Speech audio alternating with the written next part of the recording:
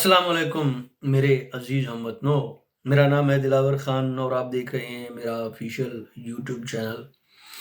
آج بات کرتے ہیں اللہ کی مرضی کے اوپر اور شیطان کے بہکانے کے اوپر۔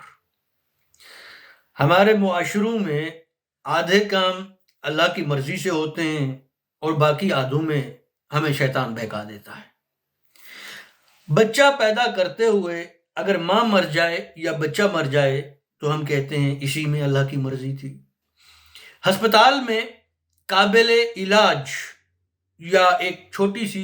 یعنی کہ عام سی بیماری سے اگر کوئی مر جائے تو ہم کہتے ہیں اسی میں اللہ کی مرضی تھی۔ یا سیٹ بیلٹ پہنے بغیر تیز رفتار گاڑی چلانے سے ایکسیڈنٹ ہو جائے اور لوگ بیچ گاڑی میں مر جائیں تو ہم کہتے ہیں اسی میں اللہ کی مرضی تھی۔ یا ہیلمٹ نہ پہننے کی وجہ سے موٹر سائیکل سے گر جائیں اور سر پھٹ جائے اور مر جائیں تو اس میں بھی اللہ کی مرضی ہے۔ اگر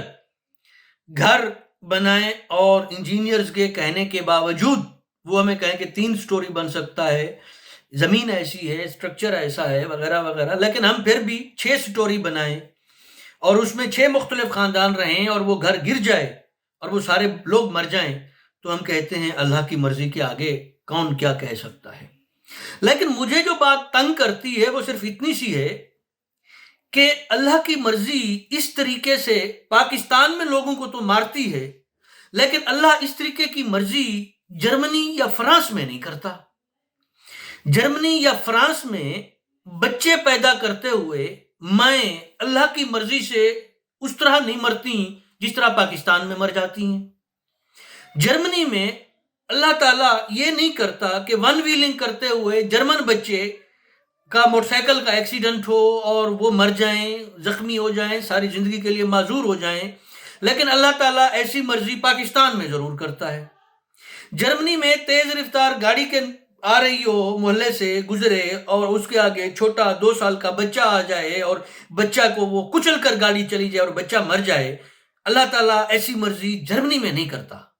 لیکن پاکستان میں ہر دوسرے دن ایسی مرضی ہو جاتی ہے۔ جرمنی میں بس جو ہے وہ ایکسیڈنٹ اس طریقے سے نہیں ہوتا اور مسافر نہیں مرتے، لیکن پاکستان میں جو ہے اللہ تعالیٰ کی مرضی سے اس طریقے سے لوگ مر جاتے ہیں۔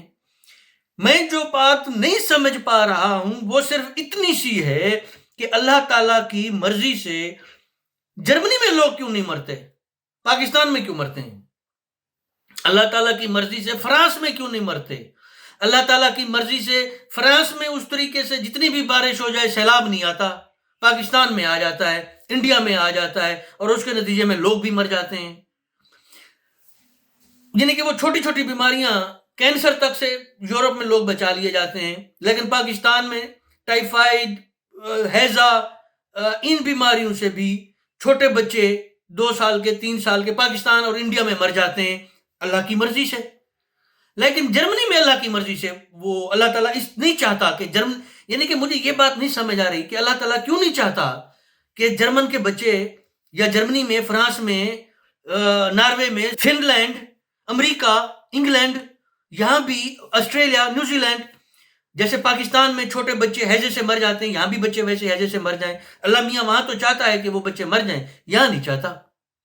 اللہ میاں وہاں چاہتا ہے کہ وہ خاتون جو ہے بچہ پیدا کرتے ہوئے پاکستان میں مر جاتی ہے، لیکن وہ یہاں پہ نہیں، وہ اس کو بچا لیتے ہیں ڈاکٹر۔ اللہ تعالیٰ یہاں پہ وہ نہیں چاہتا کہ یہاں پہ بھی ہو جائے۔ تو اس کا مطلب بنیادی یہ ہے کہ ہم اپنی نالائکی کو بیسیکلی کہہ رہے ہوتے ہیں کہ اللہ کی مرضی ہے۔ وہ عورت بچہ پیدا کرتے اس کی جان اور اس کا بچہ دونوں بچائے جا سکتے ہیں، لیکن ہم نہیں بچاتے، یا تو ماں مر جاتی ہے یا بچہ یا دونوں، اور ہم کہتے ہیں کہ یہ اللہ کی مرضی ہے، کیونکہ ہم اپنی نالائکی کو نہیں ماننا چاہتے۔ اسی لیے ہم سیلاب آ جاتا ہے ایوائڈیبل، غیر قدرتی طریقے سے، ہماری اپنی کوتاہیوں کی وجہ سے، اور ہمیں اپنی وہ کوتاہیاں نہ ماننی پڑیں۔ ہم ان لوگوں کو جن کی کرپشن، جن کی بےمانگی، چوری، ڈاکہ، جن کی غلط پالیسیوں کی وجہ سے یہ لوگ مرے ہیں، ان کو سزاؤں سے بچایا جا سکے، ہم لوگ آسانی سے کہہ دیتے ہیں کہ اللہ کی مرضی اسی میں تھی۔ اب یعنی کہ فرانس میں 100 سال پہلے سیلاب آیا تھا، پھر نہیں آیا، کیوں؟ ان لوگوں نے انڈرسٹینڈ کیا، انہوں نے سمجھا کہ کیسے آیا، کیا ہوا، اس کے بعد انہوں نے وہ ساری چیزیں چینج کی، تبدیل کی، جس کی وجہ سے وہ سیلاب وہاں پہ دوبارہ نہیں آیا۔ لیکن اچھا، اس طریقے سے فرانس میں جو ہے عمارتیں نہیں گرتی، فرانس میں عمارتوں میں آگ اس طریقے سے نہیں لگتی کہ آگ لگے اور ویسے ہی لوگ مر جائیں، جیسے فار ایگزامپل کراچی میں اگر یاد ہو فیکٹری میں آگ لگی تھی، کتنے لوگ مر گئے تھے، ویسے اگر جرمنی میں لگے تو نہیں ہوتا، بلڈنگ کی بلڈنگ جو ہے کوئلہ ہو کے راکھ ہو جاتی ہے، بندے بچا لیے جاتے ہیں وہاں پہ اللہ، یعنی کہ کراچی میں فیکٹری کو آگ لگی، بندے اللہ کی مرضی سے فوت ہو گئے، جرمنی میں فیکٹری کو آگ لگی، اللہ کی مرضی سے بندے بچا لیے گئے۔ آپ کو اتنی سی بات، یعنی کہ آپ اپنی ریسپانسبلٹی کو قبول کرنے کی بجائے آپ کہہ دیتے ہیں کہ اس میں اللہ کی مرضی تھی۔ ایک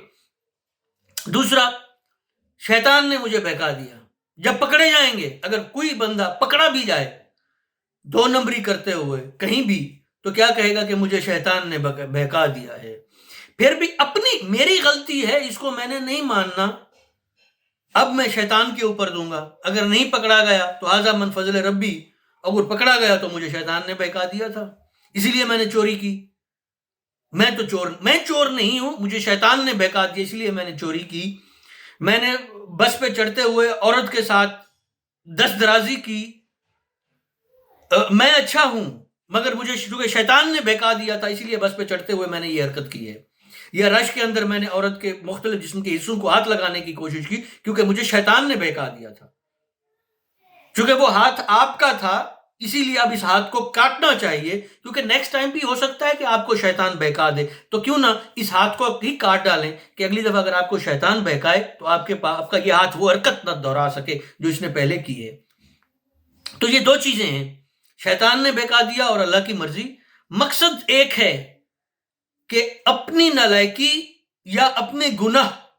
کی ریسپانسبلٹی قبول کرنے کی بجائے دوسرے کو اس کا ذمہ دار ٹھہرانا اور خود کو اس کی ذمہ داری سے آزاد کرنا۔ پھر آپ چاہے وہ کچھ کاموں میں ڈیپینڈ کرتا ہے کہ آپ وہ کس کو ایٹریبیوٹ کر سکتے ہیں، اگر وہ اللہ کی طرف ایٹریبیوٹ کیے جا سکتے ہیں تو وہ اللہ کی طرف ایٹریبیوٹ کر دیے جاتے ہیں، اگر وہ شیطان کی طرف ایٹریبیوٹ کیے جا سکتے ہیں تو وہ شیطان کی طرف ایٹریبیوٹ کیے جاتے ہیں، کر دیے جاتے ہیں۔ اب آپ خود سوچیں کہ جرمنی میں بس کا اس طریقے سے حادثہ کیوں نہیں ہوتا، جرمنی میں تیز رفتار گاڑی بچے کو کیوں نہیں کچلتی، جرمن کا بچہ ون ویلنگ کرتے ہوئے کیوں نہیں گرتا اور اس کا سر کیوں نہیں پھٹتا،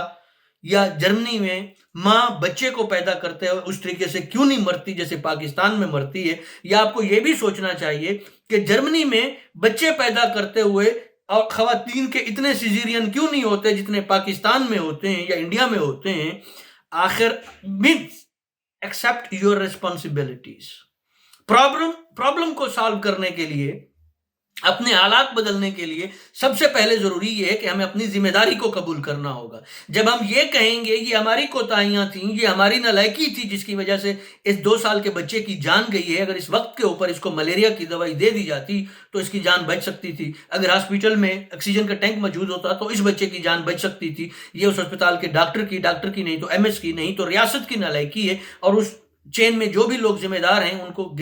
سزا ملنی چاہیے۔ اگر آپ سزا نہیں دے سکتے، ایٹ لیسٹ آپ ان کی طرف انگلی کر کے اشارہ تو کر دیں کہ یو آر ریسپانسیبل، یہ آپ کی غلطی ہے، یہ آپ کی وجہ سے ہوا ہے، یہ بچہ آپ کی وجہ سے مرا ہے، یہ مرڈر ہے اور آپ اس کے ذمہ دار ہیں، یا یہ طوفان یا یہ سیلاب یا یہ چیزیں آپ کی وجہ سے ہوئی ہیں، آپ اس کے ذمہ دار ہیں۔ اور اگر کوئی لڑکا بس میں رش میں کسی خاتون کے ساتھ اس طرح کی حرکت کرتے ہوئے پکڑا جاتا ہے اور وہ کہے کہ یہ شیطان نے بہکا دیا تھا، تو اس کو 2 تھپڑ لگا کر کہیں کہ نہیں، یہ تم اس کے ذمہ دار ہو، تمہارا جسم ہے، تمہارا ہاتھ ہے، اگر تم کہتے ہو پھر وہ کاٹ دینا چاہیے۔ آئی ہوپ کہ میں آپ تک اپنی بات پہنچا سکا ہوں۔ اگر آپ کو میری بات سمجھ میں آ گئی ہے یا میں آپ کو سمجھا سکا ہوں تو لائک کیجئے، خوش رہیے، خوش رکھیے، خدا حافظ۔